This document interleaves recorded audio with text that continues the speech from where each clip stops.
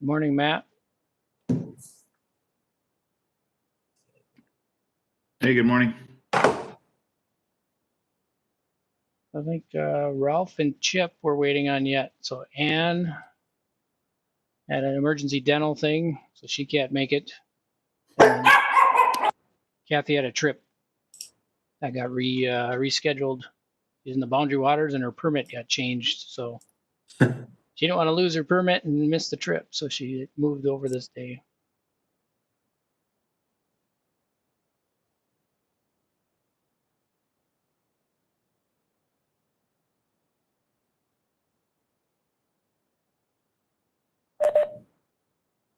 Chad, I'm going to grab more coffee. I'll be back in a minute. Okay, sounds good.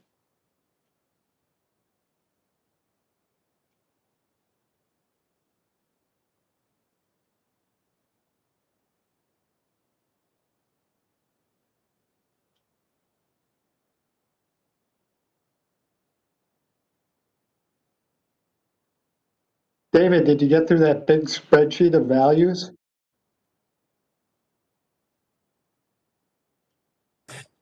Yeah, I did. That was fascinating.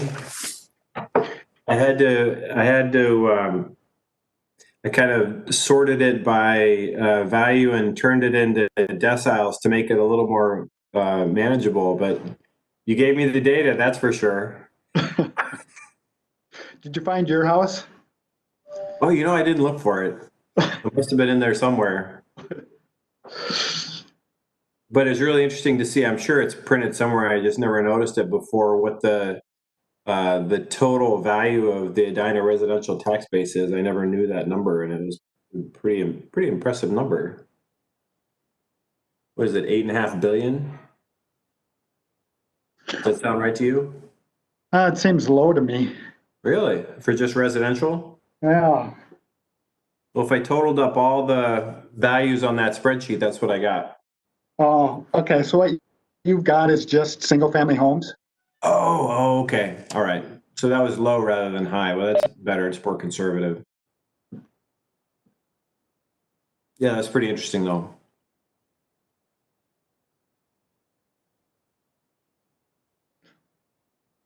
Yeah, according to our assessor, we have the most homes valued at over $1 million than any other community.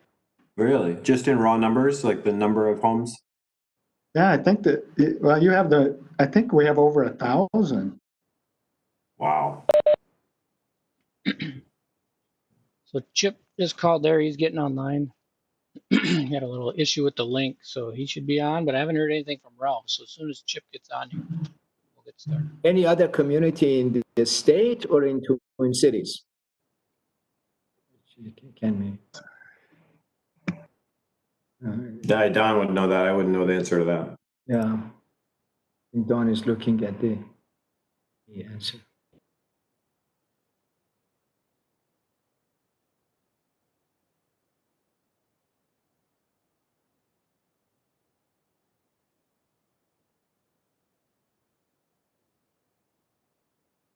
So you were trying to figure out the rate from different categories of home values or the amount that people would have to pay, David? Well, yeah, I guess I was curious. The last time we talked, there was some talk about, okay, we need an X dollar increase in franchise fees or a Y dollar increase in taxes to raise, I don't remember the number Don said, but just say it was like $100,000 worth of revenue.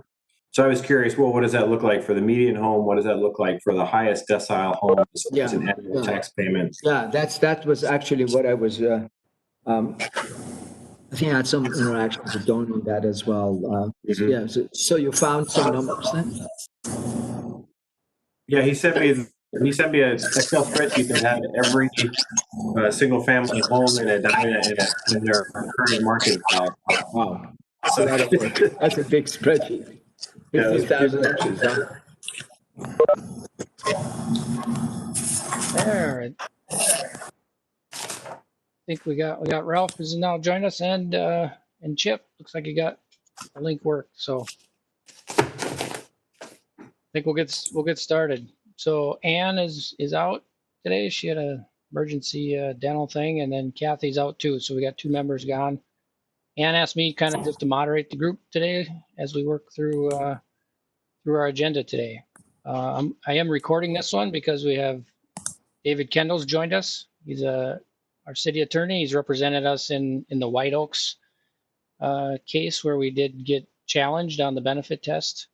And then there was a few questions that the task force had submitted prior to meeting, and that was in the agenda. So I can assume, David, you have those.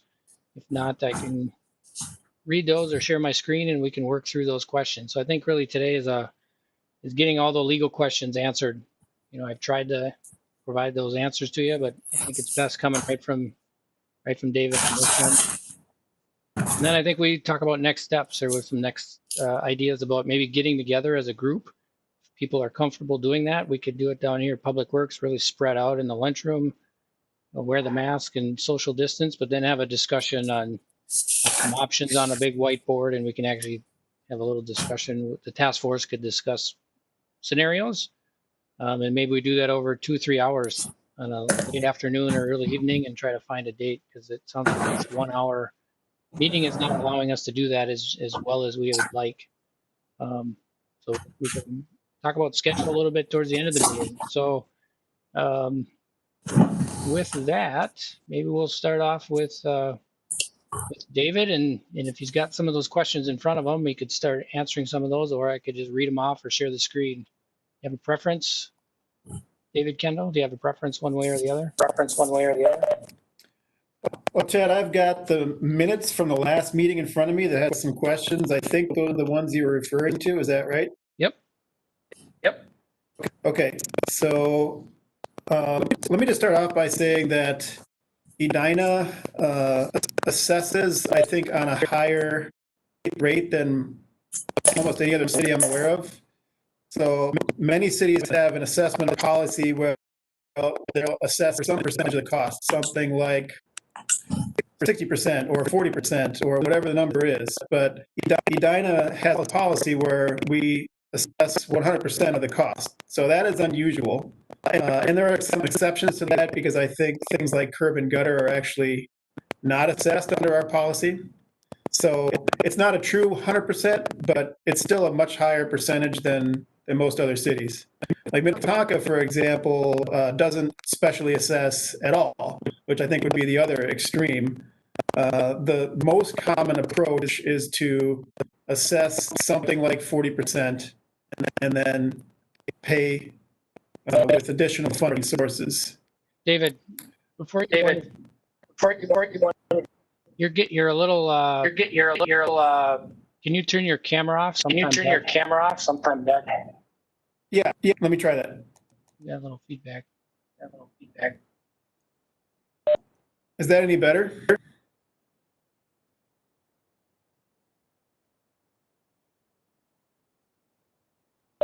Let's keep going and we'll give it a try. David. Okay. I don't know how much of that you actually heard, but bottom line is that 100% assessment is unusual. It's a high number. A lower percentage is more common. So moving on to the questions, are there legal reasons why we could not make assessments to properties within a reconstruction zone based on the individual tax assessed value of the property? So the answer to that is yes, there are legal reasons why we cannot do that. There's a legal requirement that the assessment must be uniform across the same class of property in the same assessed area. David, I'm going to stop you again. The The connection is just a little bad. Maybe could you just you have the phone number from the invite? Yep, let me dial in by phone. I will I'll exit out of this and just dial in by phone. Is that the best approach? Yes.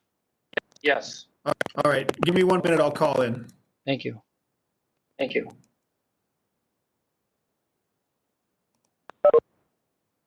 Yeah, let's try that with David. It was just a little too scratchy. I want to make sure everyone's hearing what he's saying. And I think doing the phone. Hey, Chuck, while we're waiting, I got a question that you might be able to answer.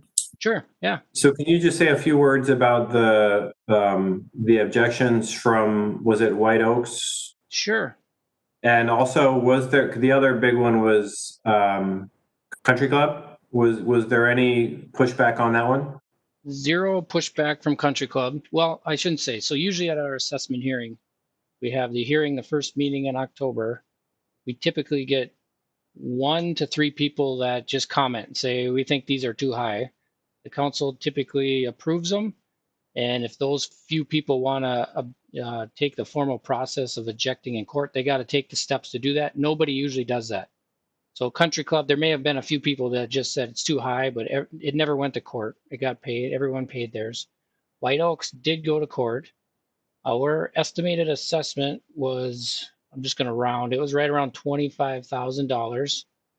They did take steps. Out of the 13 properties, I think 6 of them, about half of them did take it to court. What we found in our assessment is that the same residents were on public works and engineering staff so much that we went out and did a little street patch because it was just falling apart where we couldn't even plow the streets anymore. We were sending chunks into the yards. So to the market, that looked like a fix to the street. So the benefit came back. We could only support $20,000 instead of 24 or 25,000 because of this patch we did 3 or 4 years earlier. So what we learned is don't ever patch a street if we're coming back for a street reconstruction. So we did have to refund about 6 properties and about $4,000 each. So that's where, David had helped us in that court case with White Oaks. I'm back. Can you hear me better now? Yeah. That was operator error on my part. I was running through my VDI, which I had thought I exited out of, but anyway, you should be able to hear me.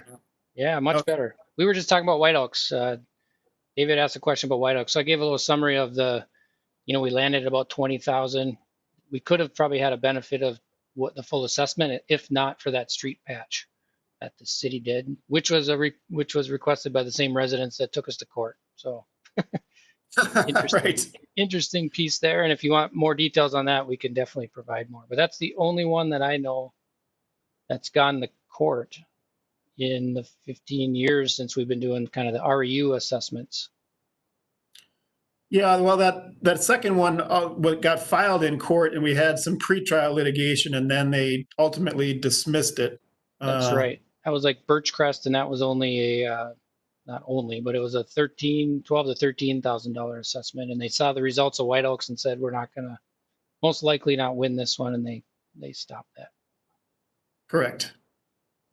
Okay, much better connection. Thanks, David. Yeah, sorry about that. So I don't know how much you heard, but so my starting point was just assessment of 100% is unusual. So moving on from there, can we assess individual properties based on individual tax assessed value? The answer is no. There's legal requirement that the assessments be uniform across the same class of property. Now that has to do with neighborhood and REU as well, because in White Oaks, for example, we assessed 2 separate neighborhoods. I forget what the name of the other one was, but it was White Oaks and it was one across the street. Morningside. Thank you, Morningside. So White Oaks, most of the homes are valued around $1 million, and the assessment came out to about 20,000. So about 2%. And then Morningside, most of the homes, across the road, still part of the same whole project. The project was done at the same time, but different neighborhood. Assessments came out to about 8,000 per home, so also 2%. So the assessment policy in that case did work correctly because the assessments were uniform across the same type of, they're all single family residential, but they were uniform across the same type of property. The $1 million homes are on much larger lots, and therefore were assessed more. And the $400,000 homes were on much smaller lots, and therefore assessed less.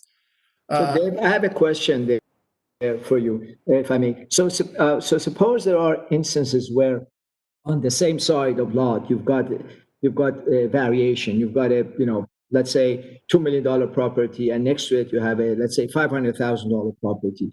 Are there considerations or variants allowed by law in cases like that, or how does that work? Generally, no. If they're right next door to each other, it's hard to tailor the assessments to that level.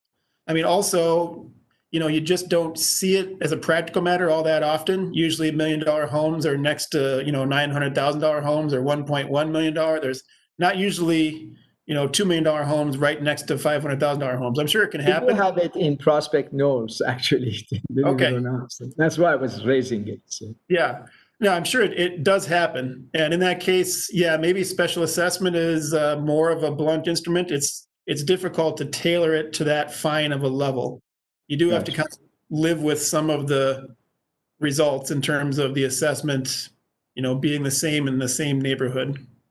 Okay. So maybe I'll give David a little background. The reason for the task force was Ahmed's neighborhood is Prospect Knolls. Last year we estimated assessments at 32,000, and the property classes I think are between 400 to 500,000 up to I think there's a couple $3-4 million homes. So it a real big swing within the neighborhood.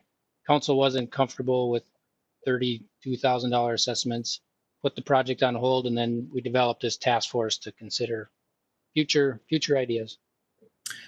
Well, that's completely understandable. In addition to the legal requirement that the assessments be uniform across the same class of property, I do think that having individually tailored assessments would just kind of invite a miniature property tax appeal. If everybody has right now you have a situation where at least in the same neighborhood, everybody has the same assessment, and my neighbor got assessed.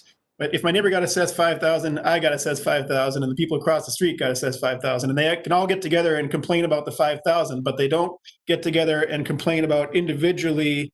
My assessment is a couple thousand higher or lower, and I want to fight about that. I think if you had that situation, you'd basically be litigating a property tax appeal about every property that you assessed. They would all go out and say why their assessment is unfair as compared to their neighbor. So I think that would just cause a large amount of neighborhood dispute and litigation against the city. But more to the point, there's just a legal requirement that it has to be uniform in a particular project area or neighborhood. So that just is not really an option, having it individually tailored to the property assessed value. It has to be related, but not completely individually tailored. And then there's a question B on that. Is it practical to reset property taxes periodically to reflect changes in street reconstruction costs? I think probably not. The assessment has to be, it has to pay for the project costs, but it can't be based on the project costs. It has to be based on the special benefit to the property. So that's why a lot of these cities have a policy where they only assess 40% of the project cost, because they have experienced a situation where if you were to assess 100% of the project costs, that may exceed the special benefit to the property. So that's why they have these policies where they only assess 40, 50%, and then they pay for the additional costs out of other revenue streams. Let me see if I can answer some more of these questions here. And I don't remember who submitted that. Chip, was that your question, B? Did that have more to do with how the assessing department sees benefit down the road? Because they do these inventories of town, and they go around every 3-4 years. I guess we could ask the assessor exactly how he does that to create these, what your market value is or your property taxes based on that value is. They do those reviews. Was this question more geared to that aspect of? Well, I think it was my question, Chad, and I think what maybe it wasn't very clear, but I think what I was trying to get at was more if we're going to go the path of putting most of the burden or much greater piece of the burden on the a general tax assessment across all properties in town. Is it practical to change that mill rate or whatever to reflect the fact that what we're doing for the next 3 years or something is going to cost so much, but after that it might cost double, and so we want to increase the mill rate to cover that period of time and then drop it down again in the future? Or should we do it? So is that a practical sort of manipulation, or does it really need to be a fairly flat amount, which would result in some surpluses and deficits from year to year? Yeah, I think we could tailor the program to meet what taxes is generating for the program, but there is going to be some up and down. Some years it's 2 million, some it's 3, just because of boundaries of the plats and the neighborhoods that we've developed. That's a fair question. I don't know, Don, you could maybe ask the question of, can we take more money in one year, put it into the street recon fund, and then use it for the next?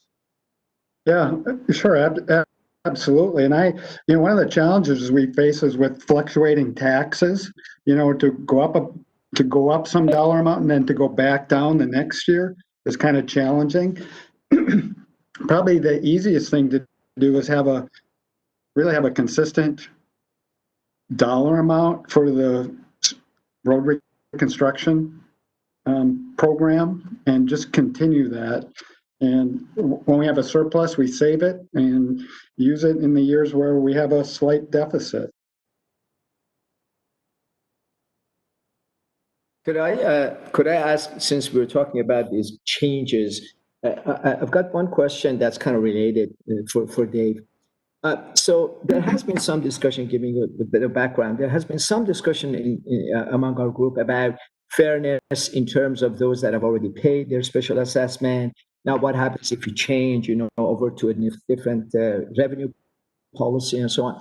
So one thought, and I put it in my suggestion, guys, yesterday, I sent out one thought, and I don't know from a legal point of view whether that makes sense, that is doable, is to exempt those homes from this extra tax burden that have paid into the special assessment out of their pocket for the past 5 years or something, and then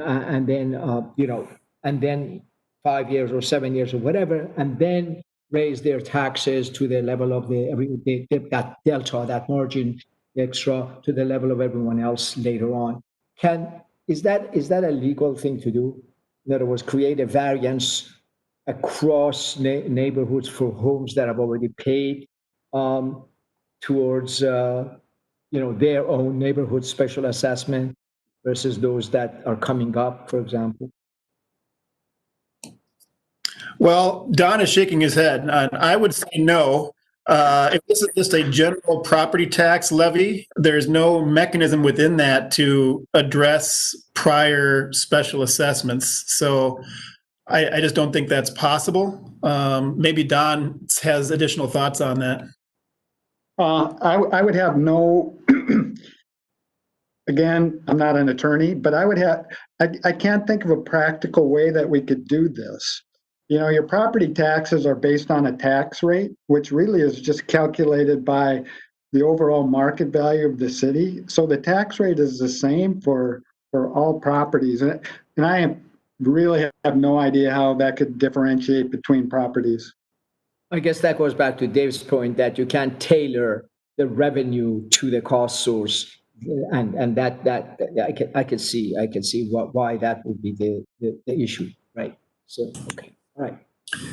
So one option is to, I'm sorry, somebody speaking? I'm sorry, go ahead, Dave. I'll follow you. So first of all, if you're going to change your policy, there is going to be some element of unfairness or level of unfairness, and you can try to remedy that or address it in some way, but it's also going to be somewhat unavoidable. It's just not possible to retroactively implement these changes. So you can implement them going forward, and then some of the people who have paid some, tax stream in the past are probably going to be somewhat upset, and that's just going to have to be the way it is. But you can also phase in the changes. For example, right now we assess 100% of the cost with the exception of curb and gutter and other things. We could have a phased in policy change where, for the next couple of years we assess 80%, and the next couple of years we assess 50%, or however you want to structure it. But you can phase it in if you want to, rather than having it be a a complete change immediately. There's also some benefit to just making whatever change you want to make and implementing it and moving forward, because then, if you phase it in, then each time you have a new phase, the previous phase complains, right? Absolutely. Yeah. Like yeah. last year I had to pay 90%, and this year they only have to pay 50%, Right. So it just invites more complaints if you phase it in that way. So there's two sides to that option. I believe the current arrangement with the city is that a homeowner can finance the assessment over 10 or 15 years or something like that. Yes. My question is, does that, if they choose that option rather than paying cash up front, is that debt go with the property or with the individual? So if they sell the house during the middle of that repayment period, does that obligation continue with the new owner, or does the old owner have to pay it off? It goes with the property, but it's a negotiation item in the purchase agreement. So the parties can, of course, agree to have the seller pay off the remaining assessment. But if not, the assessment is certified with the property taxes for the property. So if the agreement is silent on that, then it just continues to be charged with each year's property taxes. It was my understanding that actually the balance had to be paid with a transfer in title. This is Matt. I'm a realtor. It does not have to be paid. It is a negotiation item. Dave's correct. But as if I was helping a client buy a property, in almost every instance, I would urge my client to suggest that the seller pay for the balance. That's sort of standard practice in almost every transaction I've ever been a part of. Yeah, I would say that's probably true. As a practical matter, new buyers coming into a property want to come in with a clean slate. And so they almost always demand that the seller pay off any deferred assessment or assessment over time. So I think it usually does get paid off. And also in Edina, a lot of folks, since they have the money and don't want to pay the interest, they just opt to pay it off up front rather than having it assessed over many years and pay the interest. Do we know what that ratio is between kind of how many finance versus how many pay off? Yeah, so what our experience has been, about a third pay off immediately, and about a third of the assessments get paid off sometime during the 15-year window, and about a third go the entire term.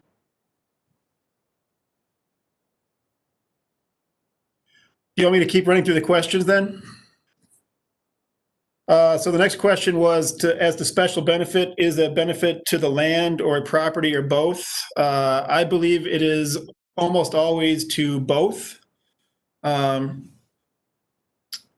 Sometimes if the property owner is attempting to challenge the assessment, they may say it's to the land only because they don't want you to take into account the increase in value to their home, usually a nice home in Edina. But generally it's to both. The tricky part about assessments in fully developed communities is proving special benefit when the property had city amenities before and has had them for a long time. So if you're putting in sewer, water, and street to a piece of raw land in an undeveloped community, I mean, it's obviously providing a major benefit because you couldn't sell and develop that property without those city amenities. If you're reconstructing existing street, existing sewer, existing water, existing sidewalk, whatever amenity you're reconstructing, there's always an argument from the property owners. They're not getting a major benefit because they had it before, they're going to have it in the after. And everybody expects a property in Edina to have a good street. So that was the issue that we've had, at least in the one that we litigated recently. And we did win on that issue, which was probably somewhat lucky. But proving a major market benefit from a new street is not always easy, because people say, I had a street before, I have a street in the after. Nobody's run up to me offering a huge amount of additional money for my house based on the fact that we got a repaved street. So that's one issue with, benefit to the land or improvements, meaning houses and buildings, or both. But it is to both. That's the position I always take. Dave, I have a question on that point. So, as again, giving you background on my question, as Chad mentioned, so like in our neighborhood, there's variation in the property values, right? So when you do this benefits per property, I'm assuming it's going to be some X percent, let's say 1% or something of the entire value. So again, so when there are properties that vary a lot in value, say $5 million versus a $500,000 property, the 1% is very different. So does that conflict with the other aspect of the special assessment that you had mentioned earlier, i.e., the uniformity? So if you have a uniformity of the special assessments across different homes with different values that are, let's say, widely different, then how does law look at the matching of the costs to the benefits? Because the benefits, if it's percentage of the property value, are going to be also widely different. Yeah, so I think if you're in your hypothetical, or maybe in your real example from your real neighborhood, if you have a $2 million home next to a $400,000 home, and they both receive the same assessment, I think the owner of the $400,000 home has a stronger claim to challenge the special benefit resulting from that improvement. They're going to say that on a percentage basis, it does not, the benefit does not equal the level of the assessment. So you could, if you have the same assessment to two properties next to each other with wildly differing values, the property owner with the lower valued home is going to have a greater chance of prevailing on their special assessment appeal. And I think, David, I'll give you a So little it's going to be context. one-on-one, basically, going to court and so on. Yeah, sorry.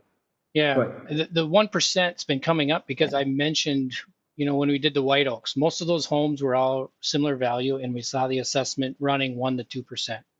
Morningside's assessment was whatever. We pulled all the property values. We've been seeing this 1% to 2% is typically what our special assessments have been of the property values.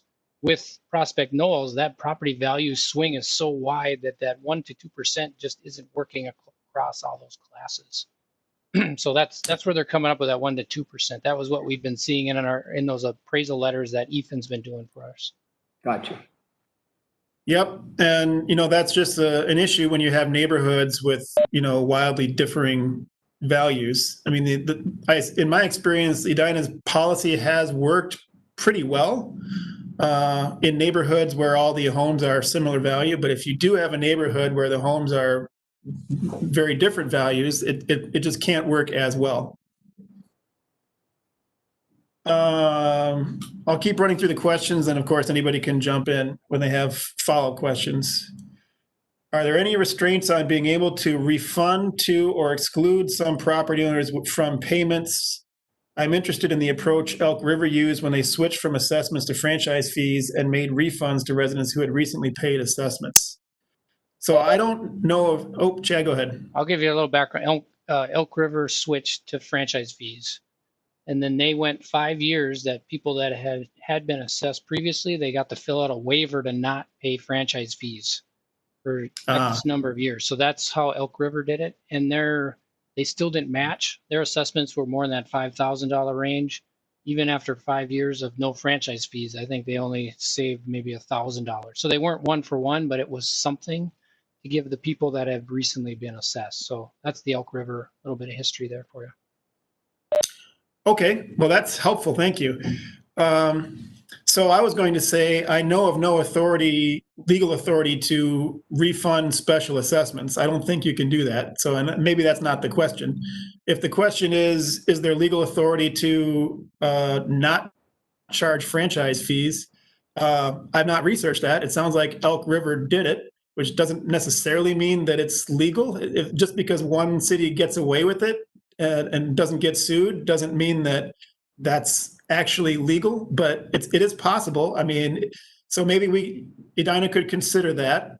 You get the same argument probably, maybe not. Maybe people who have already paid assessments, you are going to get an argument with the cutoff. You know, if they paid their assessment 10 years ago and the cutoff for deferring franchise fees is 5 years, they're going to say, why didn't I qualify? And all the people who do have to pay franchise fees are going to say, why do these people, not have to pay it when I do? But it sounds like Elk River did it, and so maybe it's possible. As far as waiving or deferring franchise fees, in my knowledge, it is not possible to refund special assessments. They're valid taxes. You've already collected them. There's no legal authority to refund them. Hey, Dave, before you go on, this is a good time to ask this question because I think it's just kind of a logical extension.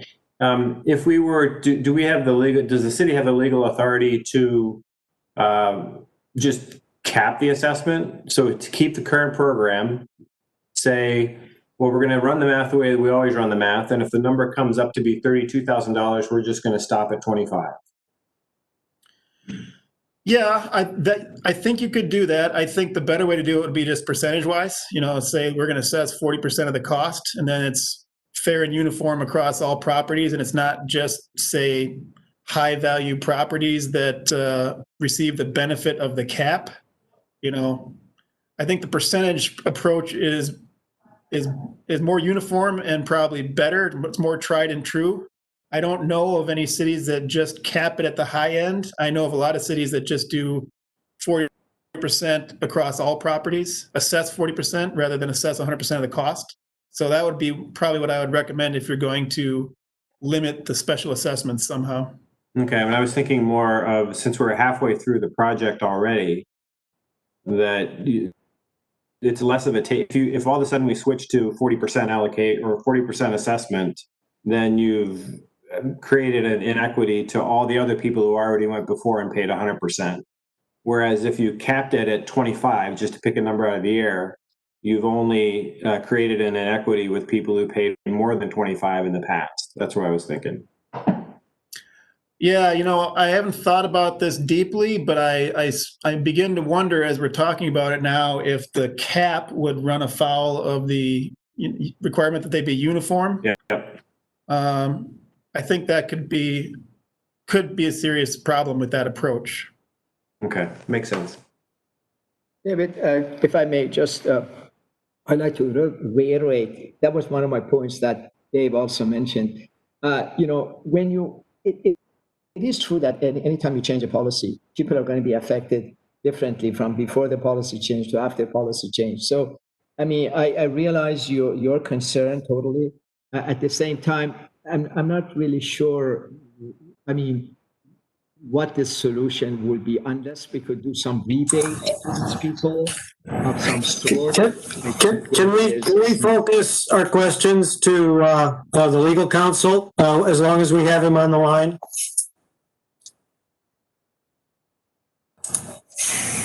Sorry. Well, that's I'm looking at the minutes from the previous meeting. I'm on page 2 and item E. That was the last question that I saw from the minutes, but if Chad wants to direct any additional questions to me, I can answer those now. Yeah, I didn't get any at this point. So I think if the group has questions, I think it's a good idea that Ralph suggests that we stick to questions, and I'm taking notes as we go here as best I can. And then we can start, maybe set up this meeting in the future about debating options and ways to transition and all that stuff at a later date. Well, let me just kind of summarize, and then people can ask follow-up questions after I've given my summary. So, your options are to continue specially assessing 100% with exceptions, or to do something else. And of course, the money has to come from somewhere, as Don will tell you. So if you do something else, what do you do? So you can reduce your assessment. You could reduce it down to 0, or you could reduce it down to 40%, or whatever number you choose. And then where else does the money come from? Well, one option is franchise fees. You've already discussed that. I saw some comments in the materials that franchise fees, some people have concerns that franchise fees are not progressive or are regressive. And then it all depends on what you mean by those terms. But I do think franchise fees, they can be progressive in the sense that you charge more for the commercial industrial users who use a much larger volume of the utility. So in that sense, depending on how you set your rates for the franchise fees, which is always a matter of discussion, if you set your rates so that commercial industrial users who use, vast amounts of electricity or water pay a higher franchise fee, well, then they can be progressive. So it all depends. They can be regressive, they can be progressive, depending on how you use those terms. It all depends on how you structure your franchise fees. And another option is sales tax, which I think we talked about with the council at the visioning session a year ago, maybe something like that. And I don't know if it's come up since then, but it is another option. You have to get legislative authority to do it, but getting legislative authority recently has not been as difficult. So several other cities have implemented local sales tax, and that would be another option as well. Yep, Chad? So last year they changed some of the language that says it had to be regionally significant. So then we didn't feel our local street program was regionally significant, would meet that question. So we said it was still an opportunity for our MSA streets. So we still are looking for that opportunity to potentially use it on the MSA streets. But local, we just feel it wouldn't meet those criteria that they now inserted into that thing. Yeah, Don. Yeah, and David, I was just going to make a comment on our franchise fees. So the vast majority of our properties are residential. So we have very few commercial properties. So I don't know what the rates would have to be to offset, some of the commercial pieces, but that would be, I think, would be a challenge. I was under the impression that the franchise fees were not based on usage, but based just a flat fee across, all the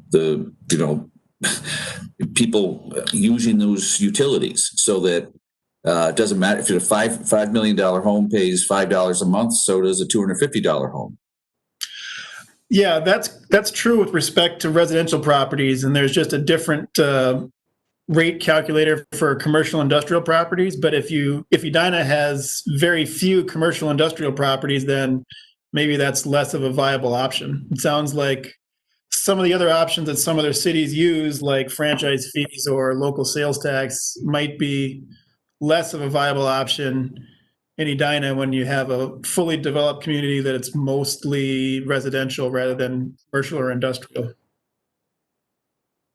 But anyway, those are kind of the general options. It sounds like some of those options may not be very viable for you, but you certainly, I would recommend, frankly, that Edina either reduce or eliminate. So if you want to completely avoid legal challenges, you do that by completely eliminating special assessments, which I think is a possibly extreme measure. You can also substantially reduce or nearly eliminate legal challenges by just reducing the percentage. And actually, it sounds like Chad is saying that the one assessment appeal that we litigated last year or a year and a half ago, whenever it was, is really the only one he's seen. So I wouldn't necessarily say that Edina's policy is not working. It seems like it's actually working, but it also seems like there are some potential flaws which you could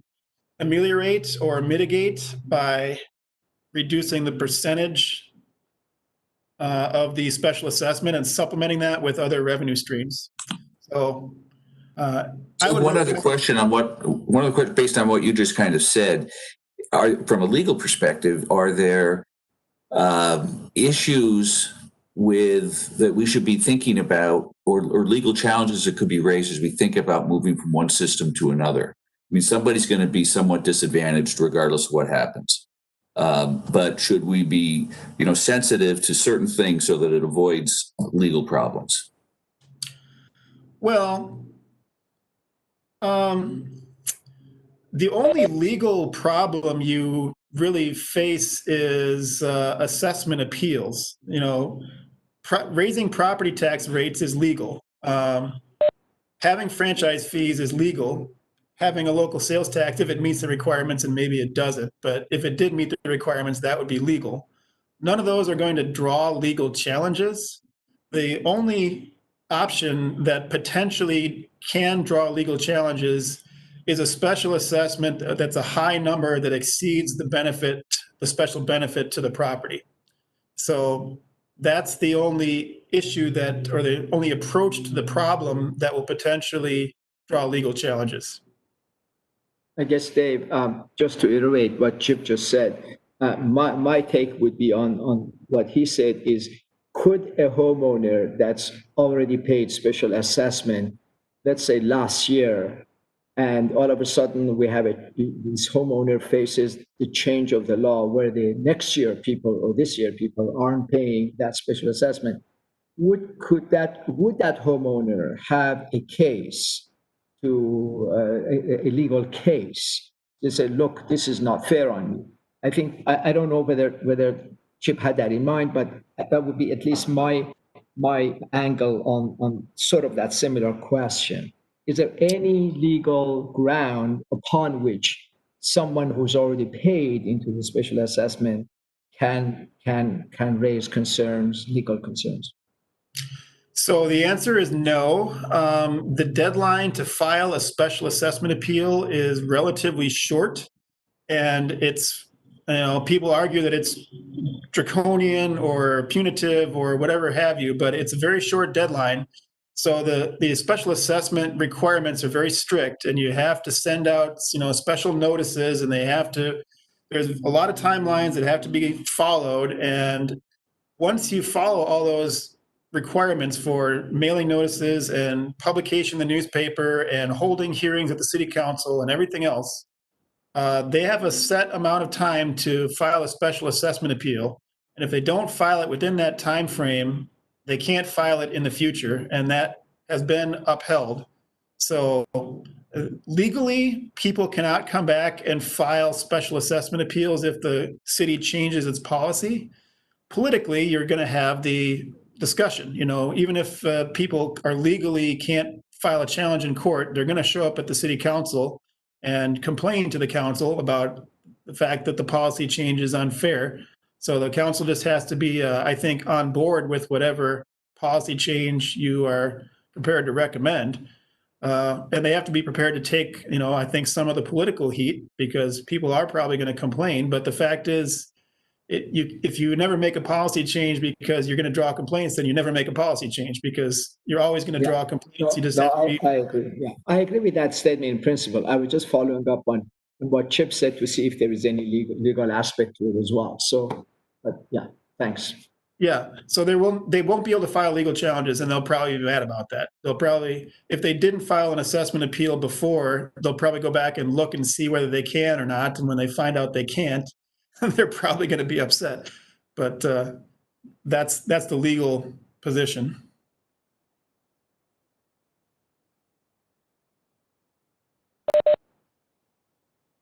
Other questions? Yeah, any other questions for Dave Long that we haven't? I mean, we're about 10 minutes to the end here. Yeah, Dave, before I don't want, I'm just thinking through what you said a few moments ago about the $25,000 cap. And your concern was that it was, I don't remember what the legal phrase was, something about unequal, so unequal to whom, compared to whom? Well, it has to be uniform across the same class of properties in the same assessed area.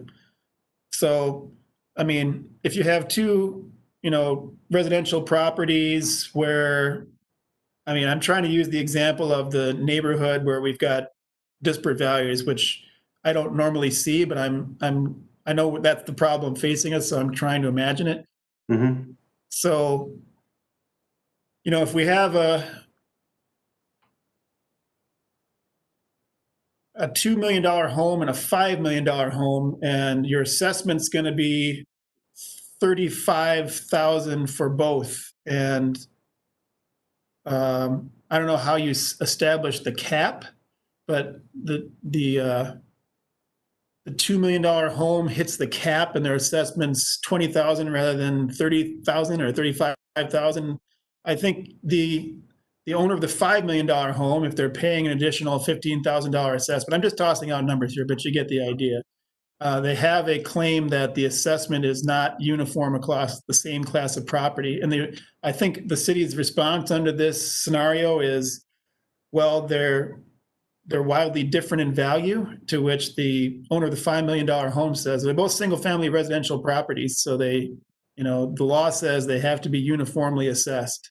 I mean, this scenario where we've got a neighborhood where the property values of houses immediately adjacent to each other are wildly different, it kind of wreaks a little havoc with the typical special assessment policy and approach. So, but what you're describing for a cap is not a new legal risk, because all we're saying is, okay, under our current system, the assessment would be $30,000 per REU. But we're going to say it's $25,000. We're going to set a cap of $25,000 per REU. So everybody's all still paying the same thing. You haven't added any new risk, have you? So I think, David, where you're headed is that, in contrast to Dave's comments, is that everybody would pay in that development, in that neighborhood, everybody would pay $25,000. Yeah. Assuming that the proposed assessment was $35,000. Right. So that the city would have to make up however many homes times the $15,000. Right. And so in those neighborhoods where the proposed assessment only came up to $20,000 per home, the cap wouldn't come into play. Yeah, and the issue I see there is we only have a few neighborhoods. Is that not what you were thinking, David? I see what you mean. I guess I don't see the difference between, like, in some communities today, the assessment is $20,000. In other communities, the assessment is $10,000. There's already wide differences in assessments between communities. This would just be a different version of it. The issue I see with it communities as opposed to. Yeah. is most of our assessments are, let's say, 15,000. So now we have maybe 5 neighborhoods in town that are going to be subsidized by the city because the assessments aren't going to reach 25,000, right? So your Morningside, great example, small lots. They've been paying for their streets $10,000 every year, and it works because they're super dense neighborhood. You got these Rolling Green, that assessment might be 50,000. So now those properties are worth 3 to 5 to 6 million, but they're getting subsidized by the city to cover that difference of your cap. So that's where I see the issue there, that you're only subsidizing the biggest, most expensive properties in town, right? Versus David Kendall's comment about just set of percentages, right? So then at least the people in Rolling Green are paying 50% of their assessment, just like Morningside, you'd be paying 50% of your assessment. Hey, Yeah, I David. get that. I was just looking for I'm still not understanding if there's a legal impediment to doing that. I get what you're saying, Chad, about a policy challenge there for sure. Okay. I think there is maybe, I need to think on this a little more, but I think there is a legal challenge, because I think the owners of the less expensive houses would say that it is not uniform because the owners of more expensive houses are receiving a discount or a subsidy or a benefit, and the owners of less expensive houses are being cut out of that benefit. So I understand that the assessments, are not, the assessments are different numbers, and less expensive houses tend to get assessed lower assessments. But I think if the discount or subsidy only applies to expensive houses, you'll get complaints and legal challenges about that.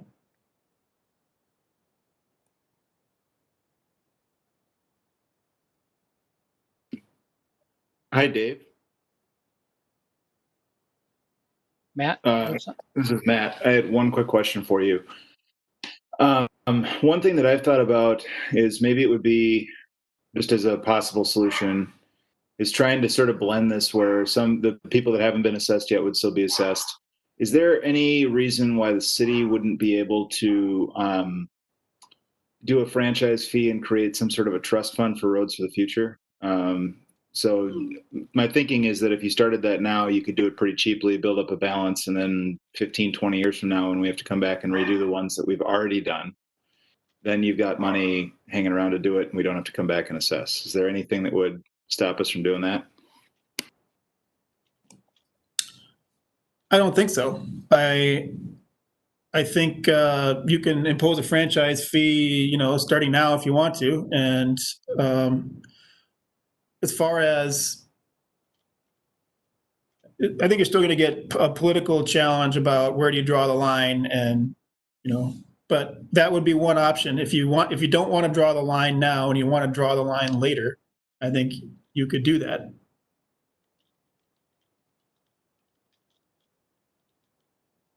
Dave, I have a question. So just giving you a background, the way we've been moving, seems to me, and I'm just sort of guessing ahead a little bit, guys, that we probably will end up in some sort of a hybrid world where we, maybe let's say hypothetically, let's suppose we end up with a situation where we cap, the special assessments at 40 to 50%, and then we come up with maybe a couple of combining alternative revenue sources, let's say franchise fee and property tax and so on.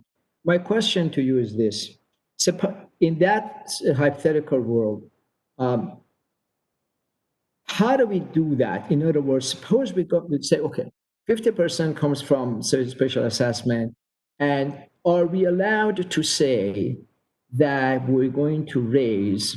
I realize you said property tax cannot be tied to the particular project.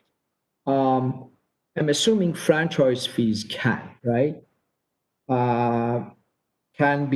They cannot either. So, okay, I see.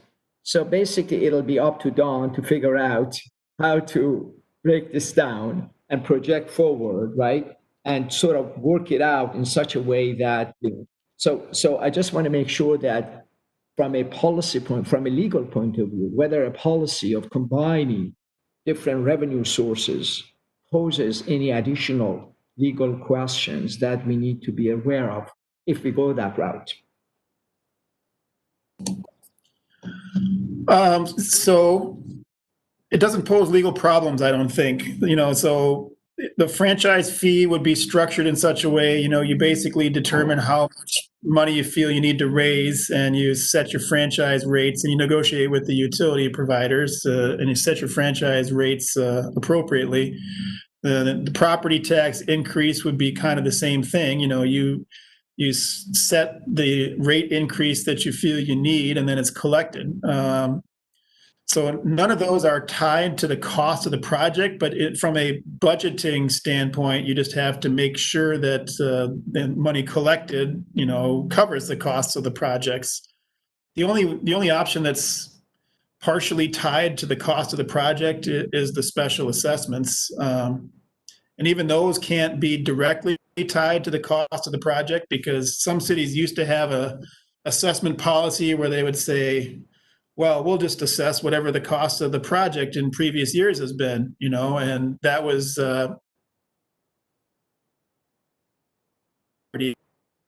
it can't just be related to the cost of the project, because it's possible the project will not benefit the property in the same amount as the cost of the project. So You can't do special assessments that way, even though you can specially assess for 100% of the project cost as long as the property is benefited by that amount.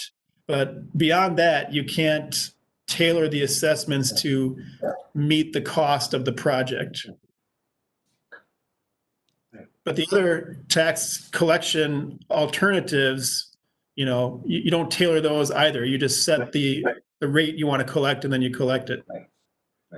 But then, to Matt's point, one can certainly have a sort of a pool where you have, some surpluses can carry over towards the next year. But I guess from your point of view, that surplus, if there is a surplus, let's say, cannot be necessarily earmarked towards next year use of that money for the special assessments, given that you're saying that it cannot really be kind of tied together. Is that accurate assessment of the use of surplus? The surplus has to be general surplus. It cannot be, if the city has been able to raise an extra $500,000 this year, can that Are these questions for Don at a different time? Chad, Don? Sorry? I don't know exactly if it is or not, but I mean, we are getting close to our time, so we want to be respectful of David Kendall's time and the thing. And again, David's available. If you send me questions at any time, we could ask him to attend another meeting. I'm sure we're going to have options where we want some legal review of any options before we go to that work session with the council in November. So yeah, we're kind of over the time already, so maybe we wrap up. Yeah. And you send me any questions, and we can talk about quickly next steps. Unless David, I see you're going to say something there. Well, I think that question is mostly for Don, and maybe he has a sharper answer than I do. I would only say that if you've collected general tax revenue, I think that can carry over. And beyond that, I guess I have to defer to Don. Yeah, and I would just say that the city council can dedicate surplus to specific projects. Good to know. Thank you, Don. Great. Well, the next things we just wanted to figure out is if we hold our normal meeting in 2 weeks, spend an hour and kind of review what we learned here today. I can summarize some of the options that people have sent. I've gotten options and notes from most people. I could put those together and try to get a kind of a cohesive document together of all people's thoughts thus far. Option 2 is we set a date and try to get together as a group if people are comfortable getting together in person and meeting down here at Public Works and having a 2-3 hour meeting. It could be late afternoon, early evening, something like that. So I guess I'd like to know what people's thoughts are for the next steps here.